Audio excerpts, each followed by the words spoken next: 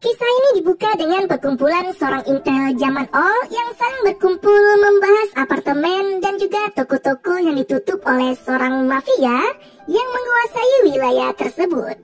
Namun yang menjadi kejanggalan adalah para intel tersebut. Mereka meminta bantuan kepada tukang penjahit sepatu yang terkenal di kota itu. Kemudian adegan loncat dan memperlihatkan seorang pria yang bernama Max yang merupakan seorang penjahit sepatu. Ia menghabiskan hari-harinya untuk menjahit sepatu kulit di daerahnya. Max ini bertetanggaan dengan seorang pencukur rambut yang bernama Jimmy. Dan tampaknya Jimmy ini sangatlah peduli dengan Max.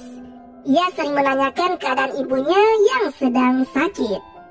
Nah, suatu hari, seorang wanita yang bernama Carmen mendatangi Max untuk mengajaknya melawan sebuah gerakan pengembangan pertokoan di wilayah itu.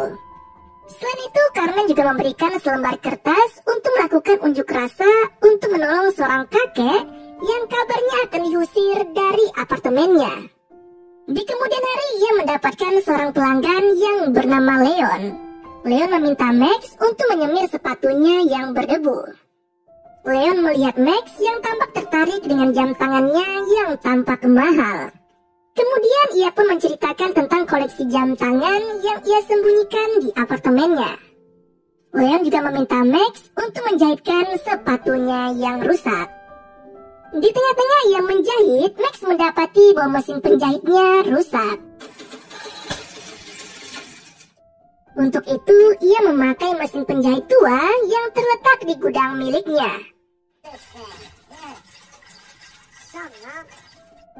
Pada awalnya, tidak ada yang janggal dengan sepatu yang ia jahit. Secara tidak sengaja, ia melihat ukuran dalam sepatu itu sama dengan ukuran sepatu miliknya. Melihat hal itu, Max pun mencoba sepatu tersebut.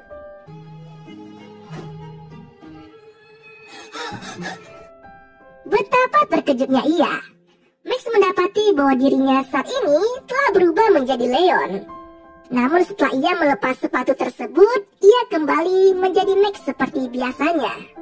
Ia mulai menyadari bahwa itu merupakan efek dari sepatu yang ia pakai.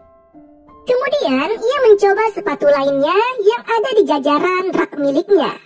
Namun tak memberikan efek sama sekali. Hingga akhirnya ia pun menyadari bahwa itu merupakan efek dari mesin penjahit yang ia gunakan. Max pun mulai menjajali sepatu yang ada di sana.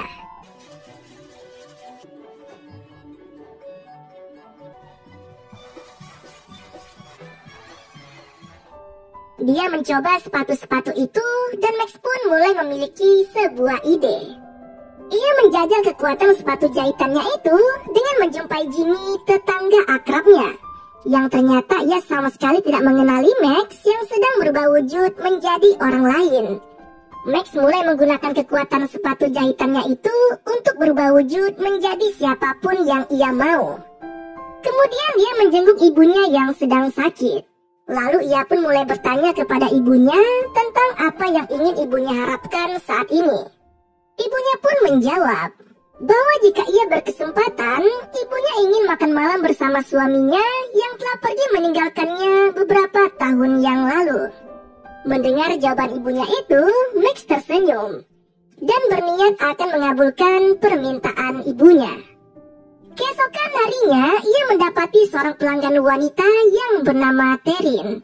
Terin meminta Max untuk menjahitkan sepatu pacarnya yang sedang rusak. Dan malam harinya, Max menggunakan sepatu jahitannya itu untuk menyamar menjadi pacar dari Terin. Ia datang ke apartemen Terin dengan wujud pacarnya. Secara kebetulan, Terin saat itu sedang mandi. Dan ia mengajak Max yang ia kira merupakan pacarnya untuk membajak sawah bersamanya. Namun saat Max hendak membuka pakaian miliknya, ia teringat bahwa ia akan berubah ke wujud asli ketika ia melepas sepatu yang ia kenakan. Menyadari hal itu, Max pun langsung pergi berpamitan dengan Terin dan tak jadi membajak sawah dengannya. Sungguh disayangkan sekali. Di hari berikutnya, Max menjadi sepatu milik ayahnya. Dan Max berubah wujud menjadi ayahnya yang telah lama pergi. Kemudian ia menjumpai ibunya yang telah lama merindukan kehadiran sosok suaminya itu. Melihat wajah suaminya berada tepat di depannya, ibunya tampak sangat terharu sekaligus sangat bahagia. Mereka pun berdansa bersama pada malam itu, hingga ibunya merasa lelah dan tertidur. Pagi harinya, Max membangunkan ibunya yang kala itu sedang tertidur pulas. Namun setelah ia mengeceknya, ternyata malam itu merupakan malam terakhir bagi Max menyaksikan ibunya hidup. Duka yang amat mendalam sangat dirasakan oleh Max. Jimmy sebagai tetangga akrabnya juga merasakan hal yang sama. Ia menyemangati Max untuk tetap bertahan hidup dan melakukan hal yang baik dan bermanfaat bagi sesama. Nah, di hari berikutnya, Leon kembali datang ke toko sepatu milik Max untuk mengambil sepatunya. Sikap Leon terhadap Max sangat tidak ramah. Ia sempat merendahkan ibu Max yang meninggal dunia dengan kata-kata yang tidak sewajarnya. Ditambah lagi mood yang dimiliki Max kala itu kurang baik, sehingga ia pun mencari alasan untuk mengusir Leon dari tokonya itu dengan menanyai tiket sepatu yang telah ia berikan kepadanya. Leon yang tak peduli dengan tiket tersebut memaksa Max untuk memberikan sepatu miliknya. Namun Max menolak, hingga terjadi sedikit keributan di toko itu. Hingga akhirnya Leon pun pergi dengan rasa kesal. Sedangkan Max tanpa memikirkan sesuatu untuk menjahili Leon. Max pun menyamar dan mulai mengawasi gerak-gerik Leon.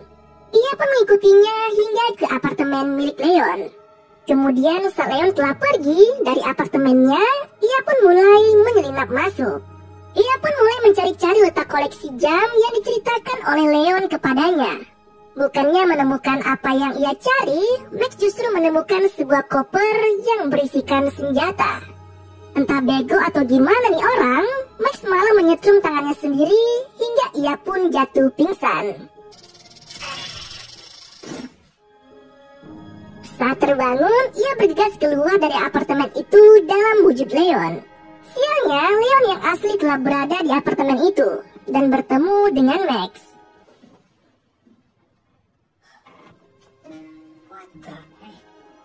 Sontak, Leon langsung menghajar Max dan mencekik lehernya hingga hampir mati.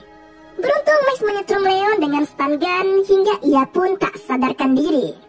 Nah, setelah sadar, Max telah mengikatnya pada sebuah kursi dan mengancamnya untuk mengatakan di mana letak jam tangan miliknya. Sialnya anak buah Leon datang untuk menjemput Leon menuju ke suatu tempat. Max menanyakan tujuan anak buahnya datang menemui Leon. Dan ternyata mereka akan mengambil uang milik Leon ke sebuah tempat. Melihat adanya kesempatan untuk mendapatkan uang yang lebih besar, pada akhirnya Max tergiur dan menyamar menjadi Leon, lalu ikut bersama anak buahnya ke sebuah tempat. Ternyata anak buahnya sedang menginterogasi seseorang yang bernama Patrick. Mereka menangkap Patrick karena menurutnya Patrick telah mencuri uang darinya. Anak buahnya hendak menghabisi Patrick, namun Max mencegahnya karena ia tidak tega. Max membebaskan Patrick setelah ia menanyai dan membuat perjanjian untuk tidak mengulangi perbuatannya itu. Karena atas perintah Max yang memakai wujud Leon, anak buahnya pun tak bisa berbuat apa-apa selain membebaskan Patrick. Selepas itu, mereka bertiga beranjak ke rumah seorang wanita yang bernama Ellen. Sepertinya Leon telah memiliki perjanjian dengan Ellen.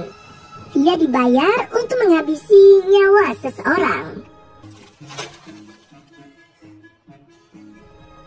Max pun kembali ke apartemen Leon dan ternyata Leon telah lepas dari ikatannya. Welcome home, mommy. Turn around.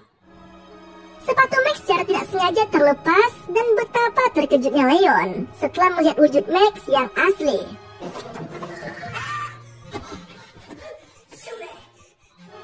Max pun bergegas lari dari sana, namun kakinya ditahan oleh Leon. Dan secara tidak sengaja, Max menendang leher Leon hingga membuatnya mati karena sepatu yang ia kenakan.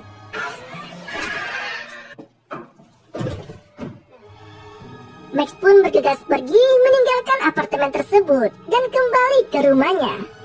Max ini orangnya polos sekali coy. Saking polosnya, ia melaporkan dirinya sendiri ke kantor polisi bahwa ia telah membunuh seseorang. Namun betapa terkejutnya ia setelah mendapati bahwa ternyata mayat Leon sudah hilang dari sana.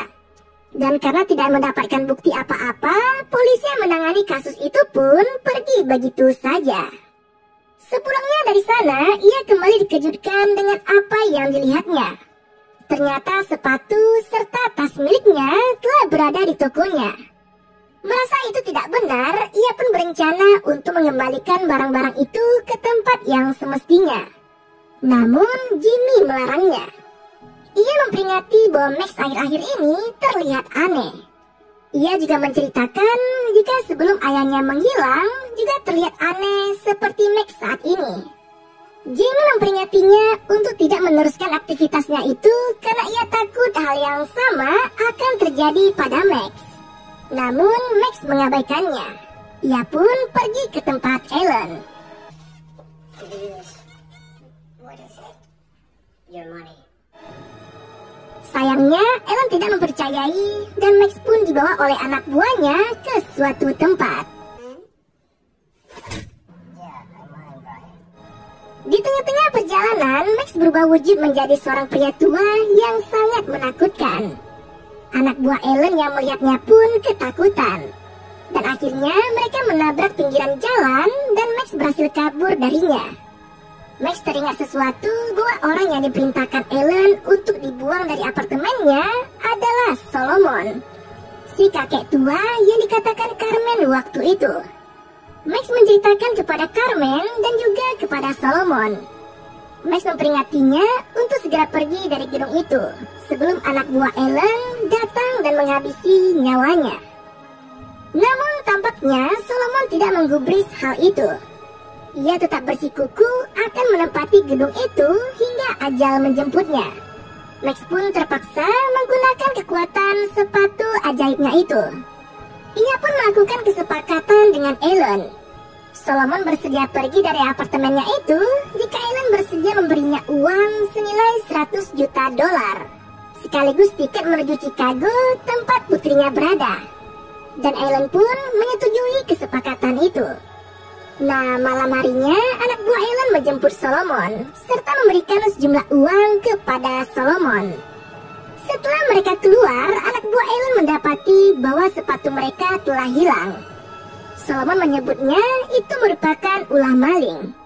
Akhirnya mereka terpaksa membeli sepatu baru dan memberitahukan Ellen bahwa Solomon telah dijemput bus dan sedang menuju ke Chicago. Ellen memerintahkan anak buahnya untuk kembali ke gedung itu dan mengawasi keadaan. Saat itulah Max menyamar menjadi Leon. Dan anak buah Ellen melihatnya masuk ke dalam gedung. Ia pun lantas mengikutinya. Anak buahnya itu terkejut setelah melihat ternyata temannya sedang disekap di dalam ruangan. Yang mana itu merupakan Max yang sedang menyamar. Dan ia pun berhasil melumpuhkan anak buahnya itu setelah menyetrumnya dengan taser.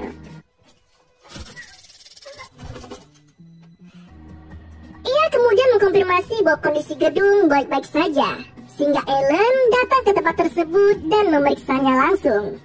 Namun betapa terkejutnya ia setelah mendapati bahwa Solomon masih berada di dalam gedung tersebut dan tetap bersikuku untuk tetap tinggal di gedung tersebut. Nah, mendengar hal itu, Ellen pun mengancam Solomon dan akan membakar gedung tersebut serta Solomon jika ia masih bersikeras untuk tetap tinggal. Ellen juga mengancam akan membunuh putrinya yang berada di Chicago. Nah, ternyata Max telah merencanakan sedemikian rupa dan percakapan mereka berdua telah terekam dengan jelas dan siap akan diterbitkan di stasiun televisi. Dengan begitu, terbongkarlah sudah kejahatan yang dilakukan oleh Ellen. Pagi harinya, Carmen mendatanginya. Ia menyampaikan terima kasih karena Max telah membantunya mengatasi kejahatan yang dilakukan oleh Ellen. Ia juga mengajak Max untuk ngedate bareng bersamanya. Dan akhirnya, setelah sekian lama menjomblo, Max akhirnya menemukan pasangan hidupnya. Dan itu merupakan pencapaian yang sangat besar. Malam harinya ia mengembalikan semua barang Leon yang telah ia ambil darinya kepada pacar Leon dan ia menyarankan untuk menjualnya dan menukarkannya dengan banyak uang. Selepas itu, ia keluar dan ternyata ia telah ditunggu oleh seorang pria yang tak dikenal. Yang ternyata pria tersebut merupakan anak buah Patrick, orang yang telah ditolongnya tempo hari. Tampaknya Patrick akan berbuat jahat kepada Max yang sedang menggunakan wujud Leon. Ia tidak menghiraukan jika dulu Max telah membebaskannya dari amukan anak buah Leon. Dan akibatnya, karena menghampirinya, mobilnya menabrak sesuatu hingga membuat mereka semua mati kecuali Max. Dan secara ajaib, Max telah berada di tempat Jimmy. Yang ternyata Jimmy adalah ayahnya yang telah lama hilang.